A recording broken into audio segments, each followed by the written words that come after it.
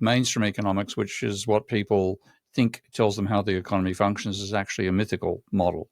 It doesn't make any sense whatsoever. I make the analogy these days that today's economists are like astronomers before Copernicus. They believe the Earth is the center of the universe and that the planets orbit us because they're on perfect crystalline spheres, etc., and they've built mathematical models to make the observations they make roughly fit the data. So they're convinced they're doing science and they're convinced they've got an accurate model. They couldn't be more wrong. Welcome to Discourse with Christian. I'm your host, Christian White, and today's guest is Professor Steve Keen. Steve is an honorary professor at University College London, visiting scholar at the University of Amsterdam, and author of several acclaimed books on economics. Steve, thanks so much for being on the show today. Thank you for the invitation. We'd love to start off asking you, what's your current take on the global economy and financial markets? Start with the small questions, eh? Frankly, my overall focus these days is more upon the climate change than the economy itself. I think we're going to, the economic dramas of the last 20 years, the climate change will be the next 20 years. But in terms of the global economy, you couldn't get a more stuffed up system. And this results from the fact that the mainstream economics, which is what people think tells them how the economy functions, is actually a mythical model. It doesn't make any sense whatsoever. I make the analogy these days that today's economists are like astronomers before Copernicus. They believe the Earth is the center of the universe and that the planets orbit us because they're on perfect crystalline spheres, etc., and they've built mathematical models to make the observations they make roughly fit the data. So they're convinced they're doing science and they're convinced they've got an accurate model. They couldn't be more wrong. So the trouble is then when politicians follow that advice, we get things like austerity, which makes great sense if you accept the textbook economics, and is completely wrong if you apply it in the real world. We equally don't understand why capitalism succeeded compared to socialism, because conventional economic theory doesn't understand and doesn't talk about how innovation occurs. So there's so many ways in which the mental model that people have of the economy in their head is a set of myths. And that both makes it hard to understand what's going on in the actual economy, and means if you follow the advice of those policies, you make the economy work less well than it would if there were no economists at all, including me. So that's a bit of a wide angled answer to your wide angle question, but I think we've got the state of the economy reflects the state of our knowledge about the economy, which is 250 years out of date.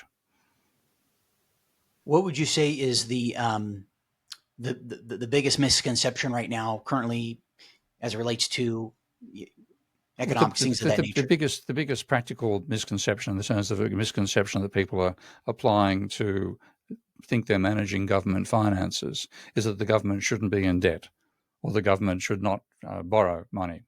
And I've got good news for them. It doesn't borrow money. And what you've got is a vision of how the government operates based on ignoring the accounting that actually exists in how governments go about spending. And I know this is people are going to go straight down to the MMT rabbit hole there, but I won't. What I want to do is instead start from the point of view that the software I've invented called Ravel is the only program that lets you see this properly. And that is that if you look at financial assets, okay, and government debt, private debt, all these things are financial assets, not non-financial assets, which are things like, this microphone is a non-financial asset. Okay, now the sum of all non-financial assets is positive, but the sum of all financial assets is zero, because your financial asset is somebody else's financial liability. If you start from that point of view, then you realize that if we don't have government spending, then the non-bank private sector must be in negative financial equity. Okay? The reason being, banks must have short-term assets that exceed their short-term liabilities, otherwise they're bankrupt. Okay? Because the sum of all financial assets is zero, because the banking sector must be in positive equity, that means that the non-bank sector of the economy, the whole non-bank sector, including the government, is necessarily in negative equity with respect to the banks.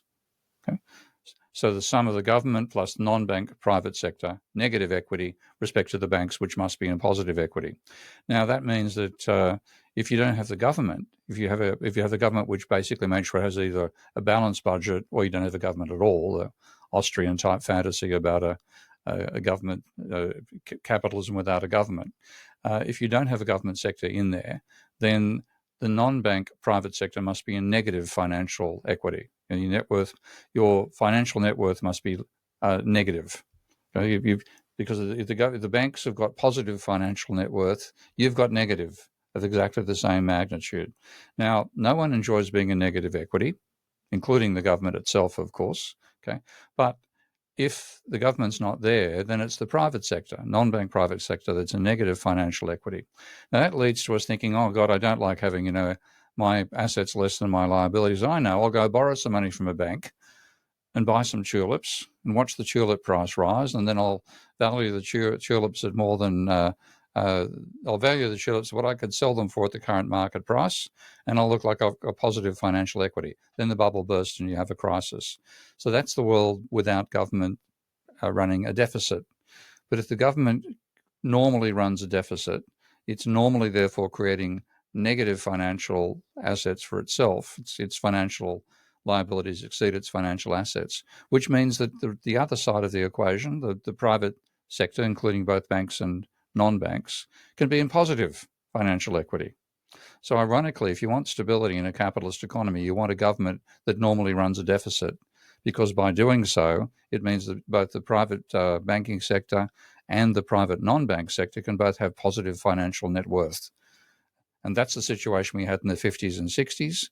And even though, you've got to go back, half a century or more in terms of technology as a part of the standard of living, people were more relaxed then because that was the normal situation. So we've made things much worse for ourselves by obsessing over the government being a negative financial net equity. It should be, otherwise we're going to be in negative financial equity. Could you share perhaps some current data points or things in the policy-making space that are currently grabbing your attention, whether that's as it relates to well, there's the obsession U.S. that Musk had and that Trump pretended to have about how bad the government deficit was, $2 trillion. That obsession means they're cutting government programs, which means the government, if it was actually done, if you cut $2 trillion out of the economy, out of the government spending, then you reduce GDP by $2 trillion. Okay? So this obsession, they think they're making the economy worse, they make it work less well. So the whole framing of worrying about government debt and worrying about the government being a negative financial equity, if you don't have those, you don't have a well-functioning capitalist economy. It's not the deficits aren't a bug of the system; they're a feature, and that fundamentally what the deficit does is that it creates what we call fiat money, government which is backed by money which is backed by the power of the government rather than backed by private debt, which is the other way we create money. So it's just a complete misspecification of how the financial system operates, and that's what's dominating government policy. It's no wonder we've got malfunctioning economies across the planet because they're attacking something that they think is a bug of the system, which is actually a feature. Now, I know you've mentioned, or at least kind of one of the things that I've heard you mention about as it relates to the current climate today pertaining to economics and such. The real crisis is not inflation or tariffs, it's private debt. Could you unpack that and kind of go into that a bit for the audience? Yeah, well, private debt I've been focusing on the role of private debt in the economy ever since I discovered the work of Hyman Minsky, who's everybody knows about Minsky these days. Very few knew about him before the financial crisis. So I discovered his work in the 1980s. And what it explained was where the booms and busts in capitalism come from. And it's a cyclical economy to begin with.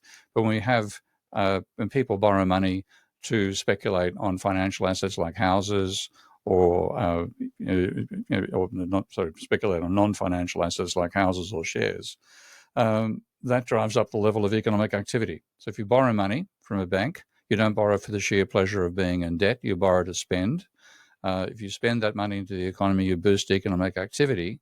but particularly when that money is borrowed to gamble on the price of assets rather than to create new physical assets.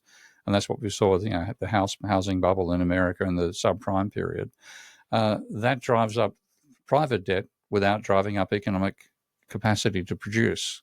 So we get booms and busts like we saw in 2007, where private debt reached 170% of GDP, and it was growing at 15% of GDP per annum, and then it fell to falling at 5% of GDP per annum in 2009, and you had level of private debt come from 150%, 170% of GDP to 150%, but that's still 3 times what it was in the 1950s and 60s. And that level of debt, you need private debt to finance buying large consumption items like houses that we can't afford out of cash flow. You need private debt to enable corporations to invest. A large part of investment by corporations is funded by debt, particularly for large companies. So you need a certain amount, but because we've let the finance sector rip, we've got probably 3 times as much private debt as we should have. So the main thing that's dragging the economy down is not the level of government debt, it's the level of private debt. But because mainstream economists think private debt is like sex between consenting adults inside a house, doesn't affect anybody outside the house, why should we regulate it? That sort of attitude. In fact, that private debt decisions affect the entire economy by boosting demand when credit is positive and by crushing it when credit is negative. That's what we should be worrying about, not obsessing about the level of government debt and level of government bond issuance. It's the level of private debt that we should be taming and restricting private debt just to things which actually are beneficial. So letting banks enable us to speculate on the price of houses, that's damaging, totally damaging. If you said you can't finance asset bubbles, but you can help corporations get investment funds, and that's productive use of credit. That's what we should be restricting the banks to, rather than letting them have a completely open slather as they do now, and they basically finance Ponzi schemes rather than financing real investment. Now, you've also mentioned about, obviously, as it relates to the Fed, that it's why the Fed fails at inflation. That was the title of a piece of content that I saw as it relates to something you put out. Could you kind of dive into that a bit more? I mean, the Fed has a practical role of enabling banks to settle their accounts when they've got depositors depositing at different banks, buying from each other. That's a fundamental practical role of the Fed, and the people who handle that, generally speaking, have got a reasonable handle on how the banking system operates, if not the entire economy. But the policymakers in the Fed and the researchers are all mainstream economists, and they believe that you can control the rate of inflation by putting up interest rates. Now, this involves a model of the economy which is completely fantastical. They've got the Ramsey growth model, and they actually argue that cycles come out of variations in consumption. Okay, the fundamental neoclassical models they call real business cycle models or dynamic stochastic general equilibrium models. They all assume that volatility comes from consumption. And if you put up interest rates, you reduce people's desire to consume now, and therefore you reduce the inflationary pressure. That's garbage. Okay? That is completely mythical description of the economy. It's as if when you go shopping, you're considering long-term interest rates, and your consumption items are based on the desire to maximize the lifetime utility of your descendants thousands of years in the future. It's just a fantasy. So when they put up interest rates, what they do is actually undermine investment more so than they affect consumption. And it's then what it does to the private corporations' decisions to invest. So rather than reducing the rate of inflation, they tend to reduce the rate of investment. And that means you get lower growth, but you don't necessarily get lower inflation. So when you look at what causes inflation and you look at the rate of growth of the money supply, conventional Milton Friedman type belief is that inflation is always and everywhere a monetary phenomenon. Milton made that claim at a conference in India. It's not actually written down, but that's his claim. When you take a look at the data, inflation tends to precede changes in the money supply. And the reason for that was explained back in the 70s by a non-orthodox economist called Basil Moore.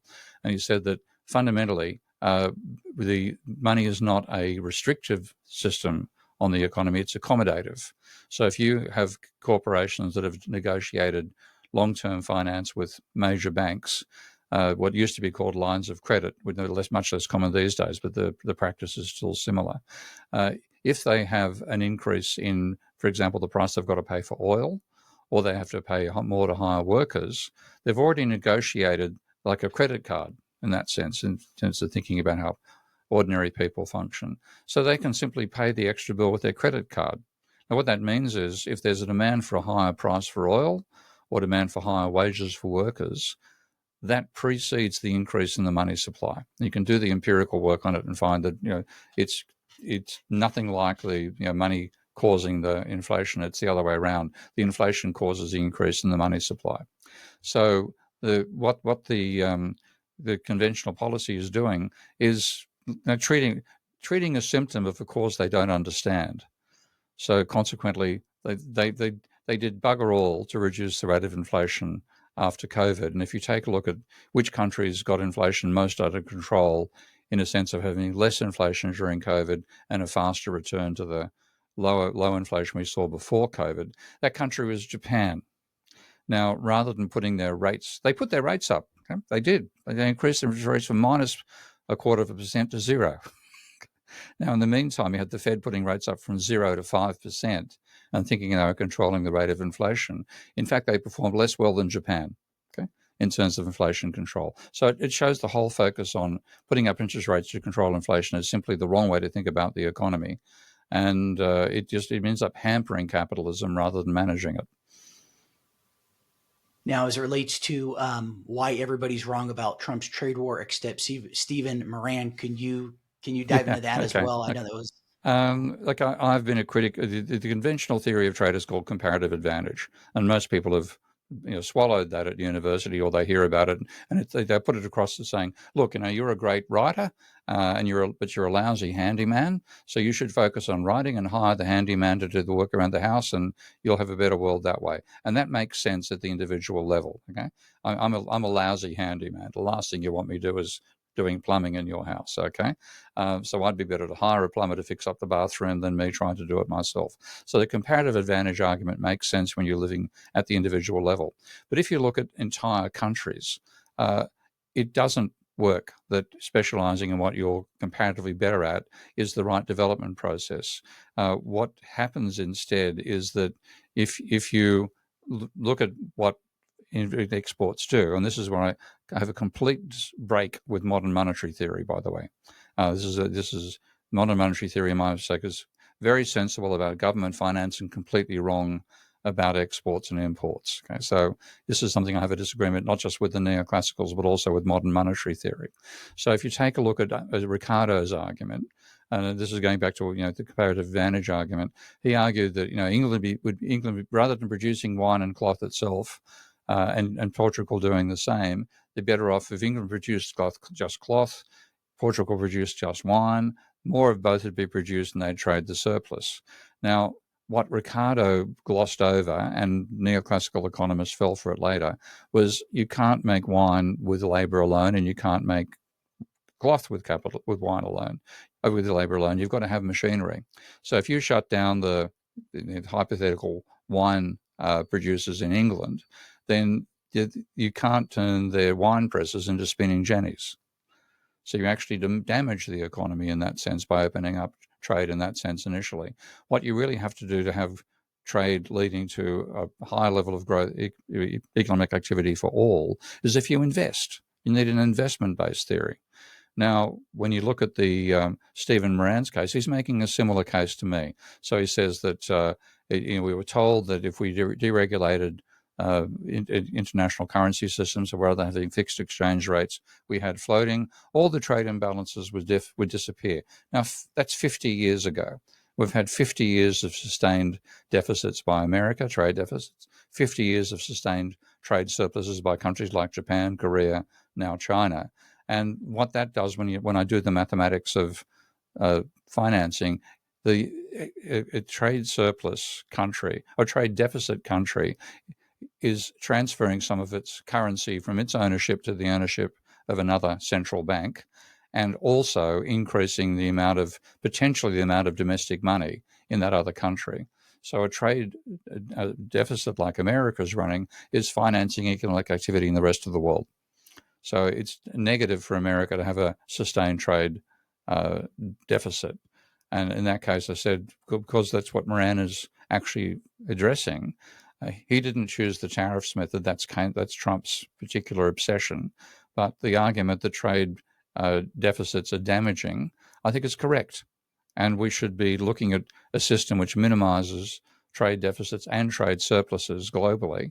And that was the idea that Keynes first came up with in the 1940s, of the idea of a clearinghouse, international clearing union, using a unit of account called a bancor, where there would be interest charges on both large surpluses and large deficits, sustained ones, which would mean that there was a discouragement to have the level of imbalance we've got in the modern economy. Where America, like for example, is regularly running a 4% to 6% of GDP trade deficit, whereas the country I'm living in right now, the Netherlands, is consistently running an 8% of GDP surplus. And that benefits the surplus nation, it penalises the deficit nation, and it leads to the sort of instability America's going through right now, and the decline in the manufacturing capability of America. So we should be trying to get trade balances, and that's what Moran is arguing for within the Trump administration. Whether he'll be successful or not, totally different story, but I agree with his arguments. Where do you see things? I mean, obviously, no one has a crystal ball, but just to kind of get your take on things, where do you see things shaking out, perhaps later this year, as it relates to U.S. Well, this is where the craziness in American politics comes from. I mean, Trump, the bromance lasting just 4 months was not in anybody's bingo card for 2025.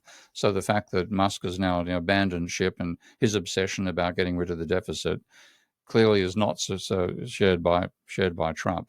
So what it means is the whole big beautiful bill that was supposed to the belief that Musk had was that would cut the deficit. Instead, because there's huge tax cuts for the uber wealthy and small cuts in spending for the poor, it's actually going to increase the deficit. So God knows what's going to happen in terms of actual practice over time. Anybody who thinks they can predict what's going to happen with Trump's policies is, probably Donald Trump, nobody else. It's possible that this bill, which would have, if it had been used to cut the deficit, would have trashed the economy, is now going to provide a boost to the economy from larger government spending. Now, the boost is going to mainly benefit the wealthy. It's not going to, because they're cutting the tax revenue so much for the wealthy and cutting spending on the poor, it's going to continue pushing America in a direction of being a financialized economy rather than a production economy. And it's going to penalize the poor rather than benefit them. But it won't be as bad as if Musk had actually had his way. So, in that sense, I'm glad there's been a falling out between Trump and Musk, because Musk's idea about slashing the deficit made sense in terms of conventional economic theory and is therefore a stupid idea. I see. What are some other misconceptions and as it relates to mainstream economics that you feel don't receive enough attention and that you'd like to? Well, it starts with the very foundations. I mean, if you do a degree in economics, you start learning this little diagram, supply and demand, and everything happens where the two lines intersect. And that was a plausible argument about the nature of capitalism in the 1870s, before we'd done tons and tons of research into how the economy actually operates and whether those mathematical models make sense. So the simplest one to get through to people is that when you look at the supply curve rises up. So you're supposed to have a higher price for a good. You've got to pay the producers more because of what the economists call diminishing marginal productivity. And that's the expectation they had, that it costs more per unit to produce an output as output levels rise. That's built into conventional economic thinking. It's completely wrong, empirically false. When you take a look at actual corporations and look at what their cost structure is, rather than their cost per unit rising as volumes increase, their cost per unit fall. And there's two reasons for that. One is that obviously fixed cost per unit falls. So if you have a large factory and you produce a larger output, where your cost per unit fall as you increase the output, right from zero cars to one car, you build the car plant and the fixed cost might be $1 billion per year. The first car costs you $1 billion to make. Second is $500,000, $500,000, et cetera, et cetera. You get out to quarter of a million car production levels, and your fixed costs are substantially lower. Now, the economic theory says that happens. We know that happens, but you've got this rising marginal cost. Bullshit. The marginal cost is constant or falling because factories are designed by engineers to increase in efficiency as they approach full capacity. And then firms are run to have spare capacity, because if you don't have spare capacity, you can't take advantage of failures by your competitors. So everybody builds a larger level of productive capability than actually being absorbed by the market, and then they fight to hang on to as much of that as they can. So what that means is you've got plenty of spare capacity. You don't reach the point of too many workers per machine, which is the neoclassical myth. Just take a look at a textbook. You can see them making stupid explanations that workers have to queue up to get to the machines, and that explains why productivity falls as output rises. Nonsense. Okay? Any well-designed factory has spare machines that are turned on with additional labor and other variable inputs when you have the demand for them. So your costs fall, constant or falling, as output rises.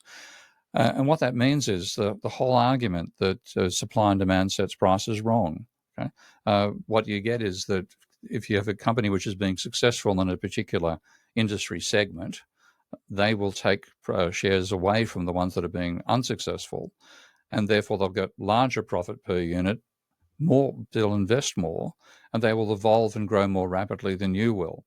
That's the model we should have of what happens at the individual level, rather than this nonsense of assuming that products are homogenous. And this is people fall for this and don't realize they've been conned, because the economists say, let's assume homogeneity of products, and therefore what will mean you want to buy from one producer rather than another? Simply the price. Okay, so you can forget about, let's assume there's no diversity of product.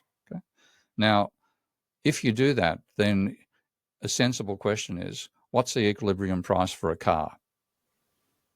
Now that's what sort of car am I talking about? A sports car, a luxury car, a bulk transport car, a particular model, Lamborghini, Ferrari, et cetera, et cetera. It's just nonsense to say that there's homogenous products. So this sort of mental trap that economics gets us into, where we accept the crazy assumption and then see what follows from it. It's the crazy assumption you have to get rid of. So everything in mainstream economics textbooks, all the stuff on supply, all the stuff on demand, are all fantasy assumptions which mislead us about the nature of capitalism, and the best thing to do with those books and that education is use them for landfill.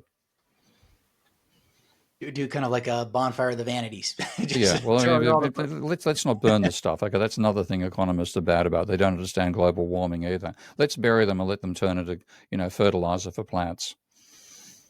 As it relates to global warming and such, and I'm not going to pretend to be someone who's intimately familiar with the nuances of it. I've kind of been exposed to both sides. So you'd love to hear your take on it and where things are kind of shaking out. Well, climate change, we know the mechanism by which global warming occurs from 150 years ago. I've forgotten her name, but the world's first female chemist who should have got a reward for it. She worked out the fact, not the mechanism, but the fact that air containing carbon dioxide absorbed heat rather than letting it pass through. So I've known that for 1.5 centuries. We also, carbon dioxide, we know its role.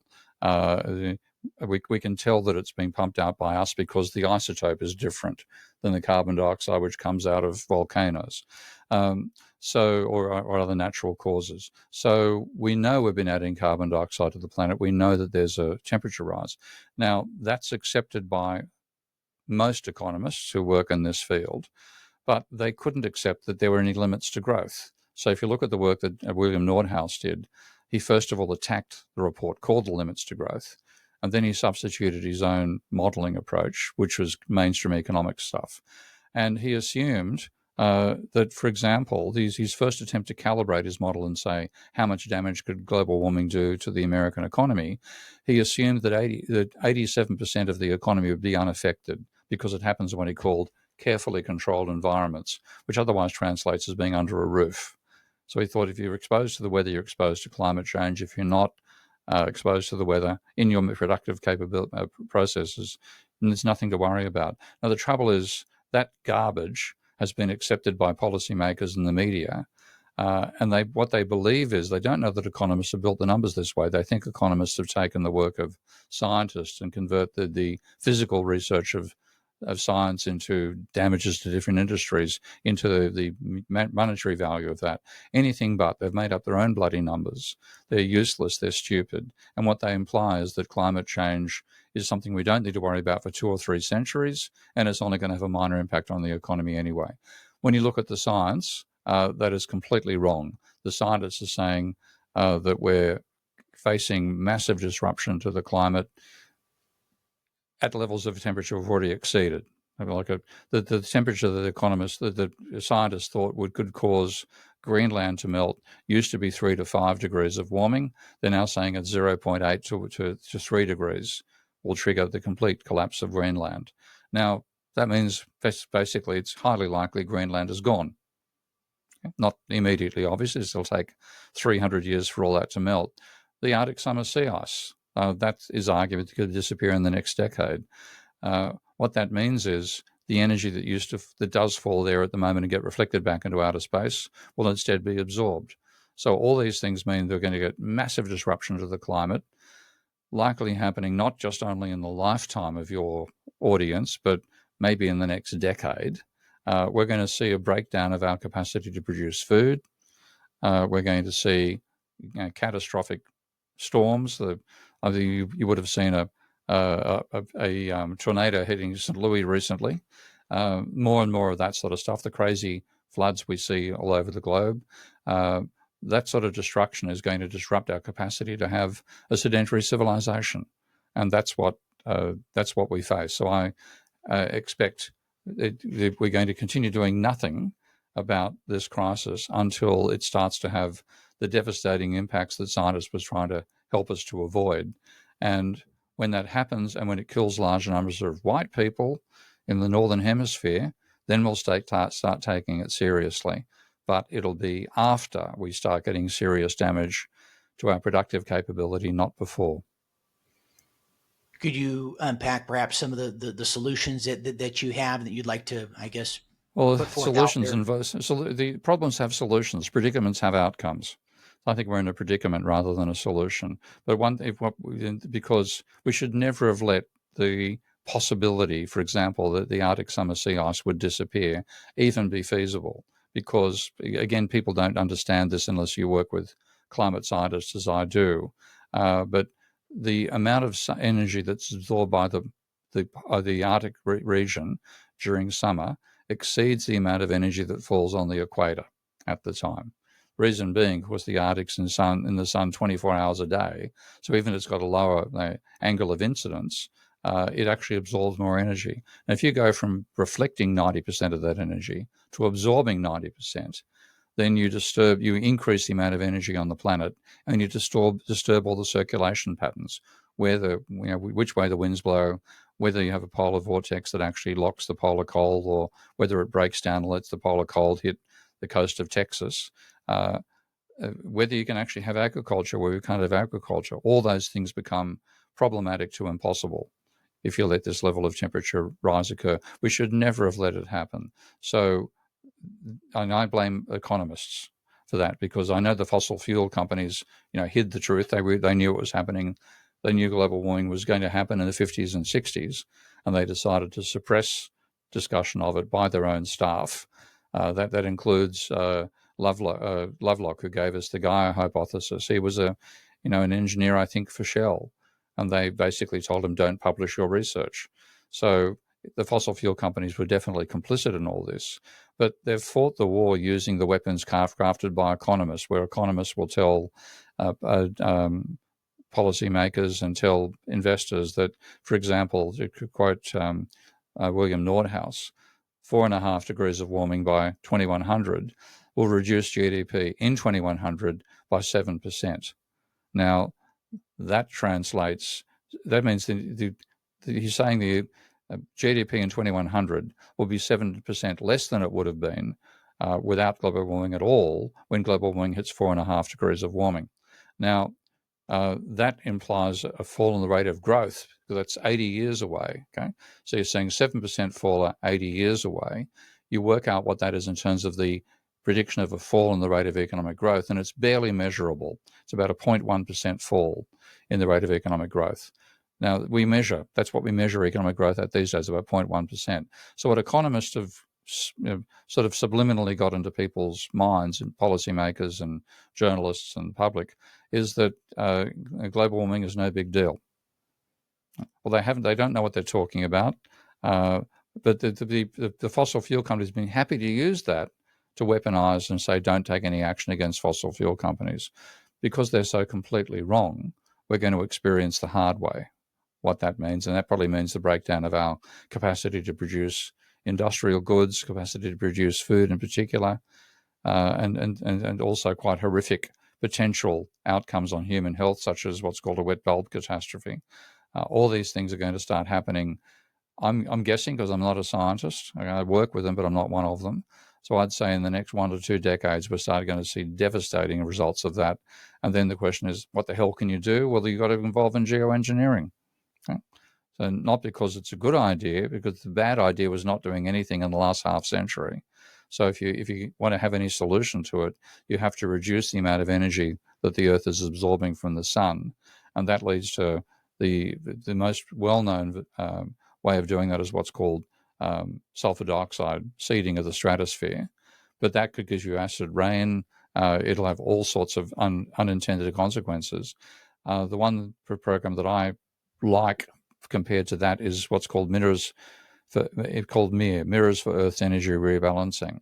And that would use low-cost mirrors on the surface of the planet to reflect solar radiation out back into outer space before it gets converted into infrared and therefore can be captured by greenhouse gases. I think we're going to be forced into that whether we want it or not, because the choice will be either that or going extinct. Fascinating topic. You mentioned about companies suppressing information or scientists or things of that nature. Are there perhaps other things even outside of the climate change situation that you've alluded to that are being suppressed, or are more or less in some capacity, perhaps in other areas? There are elements where if you don't want to have the best government money can buy, okay, because you then get the economy government which is bought by the wealthy, and that's what we've allowed to happen globally. And of course, that also means that moneyed interests are going to try to suppress anything which might question what they're doing. So plastics, for example, we live in a plastic world, and we're finding we've got plastic bits in our brains, which are going to affect our capacity to think. That's hardly what an intelligent species does. But we won't even consider whether we should allow that product to be produced until after we see the symptoms of it.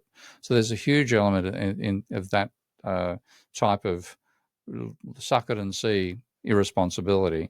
And a great non-orthodox economist from decades ago called James Buchanan spoke about what he called the frontier economy, or cowboy capitalism, versus what he called spaceship capitalism. And we continue to behave as if we're in cowboy capitalism, where there's so much open ground we haven't yet exploited. We're a tiny impact upon the planet. And you can dump your waste wherever you like, because ultimately, even if it's almost non-biodegradable, it'll finally disappear. That's the mindset we've had since the 1700s. That's where the dark satanic mills came from. Now we're living in a spaceship. We are the dominant factor on the changes in the nature of the biosphere. Are humans ourselves. We're no longer trivial. So we can't continue behaving that way, but we have. So in that sense, corporate interests would have a necessary bias in favor of saying, let's just make this, let's make this thing called thalidomide and sell it and see what happens. Thalidomide, we got an immediate response about it, why it was deadly and dangerous, so we banned it. But plastics, we've been doing that for 70 years. So there's so much stuff which can damage our health and damage the sustainability of life on this planet that we've toyed with because of the argument that we live in a cowboy economy, and therefore cowboys, you don't want to have regulations, you don't want to have controls. The planet on which that was a feasible way of behaving disappeared about 100 years ago. So that's my main danger. There's so much private corporate wealth tied up in not being honest about what our products are doing to the survivability of life on the biosphere. That's where I see most of the problems coming from. Now, in terms of whether I see scientists being conned by revenue, I see that case being made so often. The scientists say what the grants get them to pay. Anybody who's ever applied for an academic grant would know what bullshit that is, because when you apply for grants, 90% of them fail. Okay, if you're doing stuff because of grants, you're an idiot. Okay, now I know a few stupid scientists, but not very many. So the whole idea that they're being bought by grant making, et cetera, that's basically projection, if you like, by the corporate interests. They're in it for the money. Okay. And we saw that with, I think, Boeing. A classic example is Boeing. Boeing, when it got taken over by McDonnell Douglas staff, stopped being an engineer-dominated company and became a marketing and MBA-dominated company, and started telling the workers to start using pieces that they themselves said shouldn't be used. Then we start getting the design of the 737. The fact that that was put across as though it didn't need any recertification. That's what we should be worried about, not believing that scientists are saying what they're paid to say and they're manipulated by grants from Soros or nonsense like that. Well, you mentioned about the Boeing incident. You reminded me of the whistleblower who apparently killed himself, and a lot of other whistleblowers out there as it relates to whether it's like central banks or this or that or the other. It's pretty fascinating how much is controlled or manipulated behind the scenes. And if I might ask, one of the things that I find interesting is who runs the show, whether that's over here in the U.S. or in Europe or in other parts. And if I might ask you, Professor, what are your thoughts as far as parties or entities that are kind of pulling the strings behind the scenes? If you care to unpack or share any thoughts on that. Well, certainly the corporates have an enormous financial bias in favor of not revealing what can go wrong with their products. So, like Boeing and the whistleblower committed suicide after saying he would never commit suicide. That's brutal stuff. Okay, so that the money. If you're going to use money to explain why things get distorted, then look at people who've got money and have got the potential to lose it. They're more likely to do it than those who don't have money. So that's my main comment, that we have people who believe that scientists are fudging it because they get grant money. What a load of bollocks. But to have corporations that are saying that our product is safe, you don't need to get retrained in a flight simulator to use the new model of the Boeing plane. Yeah, no, it's pretty fascinating. Wanted to segue over to Bitcoin, crypto, monetary utopias, and things of that nature. Could you share your thoughts for those who in the audience? Yeah, look, I'm one of my great regrets was that when Max Kaiser and Stacey Herbert tried to persuade me to chuck some money Bitcoin's way, I didn't put $1,000 in and wait and see what happens. I could have afforded it, money I could have afforded to lose. I'd be a multi-millionaire now if I'd done that. So it's a bubble which has gone on indefinitely. Far longer than I thought it would, and it can continue going on for quite a while because there's so much. We've had such a stupid concept of how the financial system operates that the real one's being stuffed up as well as Bitcoin itself being a bit of a stuff up. So the part that I couldn't accept was the fact that it took 10 minutes of processing time to actually achieve to recognize a transaction on the blockchain. And the energy costs involved in that were huge. And I thought at some point the energy costs have become prohibitive and we'll then find that Bitcoin gets shut down. But it's continued on for a decade. not necessarily a decade longer than I thought it was, but it's still going strong and still rising. To me, it's a brilliant speculative commodity. Okay? It's something which you can expect the price to continue going up in indefinitely until the whole system falls apart. And so its potential, upside, you want to make some money, put some money in Bitcoin, sure, cope with the volatility. But it's whether Bitcoin will ever be money. This is where I can't swallow that argument, because the whole focus of Bitcoin enthusiasts is its value is rising, it's worth more. If that's true, why would you go shopping with it? Okay. And we all know of the story of the guy, I've forgotten who it was, but sometime in the early tens, purchased a pizza for about a dozen Bitcoin or wherever it was. He could buy the company today with the same number of Bitcoin. So it's foolish to use it for commerce unless you're doing something which you don't want to have turning up in bank records. So its main commerce use is not for the ordinary transactions which fiat money does. It's for stuff you don't want the fiat money authorities to know about. So it can only turn into money if it stops appreciating. Okay. Now, when it stops appreciating, well, people who hold it want to continue holding it. So I just see it as being, it only works while it's rising in value. And while it's rising in value, it's undermining the function of money as a means of exchange. So I don't, I can't imagine that people would start using Bitcoin for transactions. And when they do, I mean, sorry, I just, it takes my breath away that this sort of stuff becomes the basis of a capitalist economy when people should just try to understand how the actual monetary system works. So I regret that I didn't buy the damn stuff and don't believe it's money. And then wanted to ask you any thoughts or any comments that you want to make as it relates to U.S. hegemony, obviously with the dollar, BRICS, things of that nature. Well, the U.S. hegemony is dangerous to America, okay? Because when you look back and see what happens when a empire uses its own currency for international trade, what it means is the goods of the empire get more expensive because you've got a demand for American dollars over and above the demand for American goods.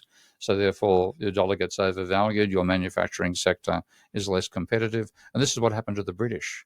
One of the many factors that brought the British Empire unstuck was having the pound used for international trade, which meant the British manufacturing, which was the absolute dominant engine of capitalism in the 1700s and towards the mid 1800s, has been in decline ever since. And then finally, lost out at the time of the First World War and Second World War, and America takes over. America took over because they thought, we're the surplus nation. We don't want to have a scheme which penalizes countries running a surplus. So they turned down Keynes's Bancor idea, which would have penalized both sustained surpluses and sustained deficits. They didn't want that. They wanted the American dollar. Well, Keynes tried to warn them that meant the American dollar would get overvalued and you lose your surplus, which is precisely what's happened. So that hegemony benefits the financial sector. It penalizes manufacturing and penalizes the country overall. And I think a major reason why Trump got elected is because that process of deindustrialization robbed the American working class of decent jobs, transfer those jobs to China, where China did a very good job of reinvesting that money, and undermined American capitalism. And the fact that the Democrats supported the Wall Street over the blue collar workers, that's why the Republicans have won the whole system. So American hegemony is bad for America, and they should have the level of sense to realize that international trade should be conducted in a neutral unit of exchange, not in the American dollar. And I know we're kind of wrapping up here with the show, but I wanted to ask, do you see, as some have speculated for the audience that doesn't know your position, do you see Asia, particularly China, being the financial hub of the world, perhaps in the next decade or so? Yeah, I mean, whether it be the financial hub's a different story, but in terms of being the manufacturing hub, they already are. I mean, I don't know. I first went to China in 81, 82, and you saw just how underdeveloped the country was. The last time I was back was 2017. Since then, per capita income in China has already doubled. It's doubling about every 9 years. So it's just ludicrous how much they've developed and industrialized, and they've focused on building up their skill levels.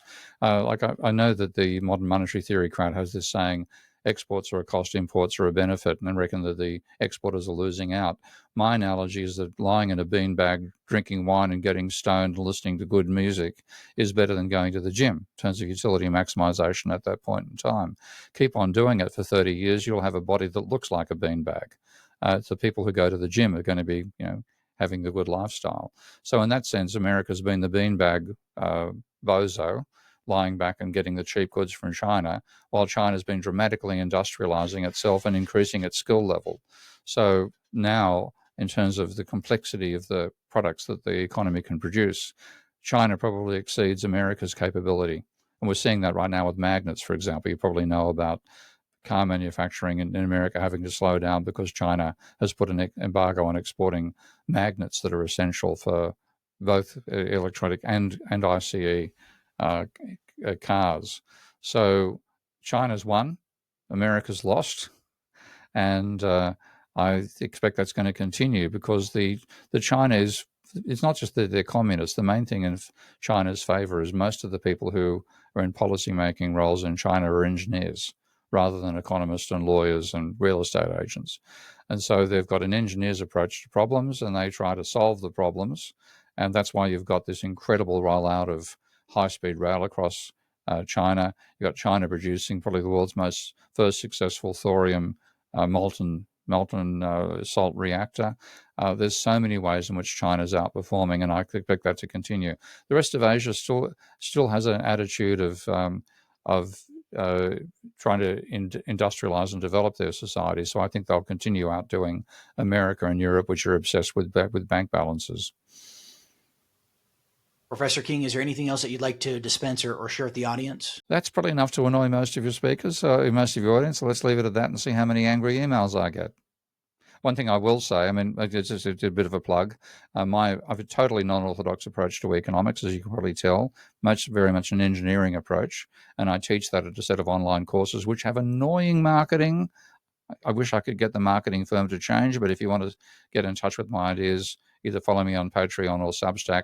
And if you want to get the heavy-duty stuff, then sign up for those courses through, I think it's called book.stevekeenfree.com. Sign up through that, and you can get my approach to economics once every week, very heavy lecture. Well, Professor King, thanks so much for coming on the show. Hope to have you on in the near future. Thank you, Christian. Quick ask. Over half of you who watch the show regularly haven't yet subscribed. If you've enjoyed the show, you're finding value in it, subscribing is really the best way to support the channel. It's, of course, free. It literally takes 2 seconds, and it lets the algorithm know that this content matters. And, of course, my commitment to you is going to be that I'm going to continue to bring on great guests, refine those questions. And, of course, I'm always receptive to your feedback. If there's certain people that you'd like to have on, or certain questions, or this, that, and the other that you'd like to have as part of the show going forward, things of that nature, please let me know. I'm pretty easy to access. Anyhow, that's my commitment to you. If you can subscribe, that would mean a lot. Thanks.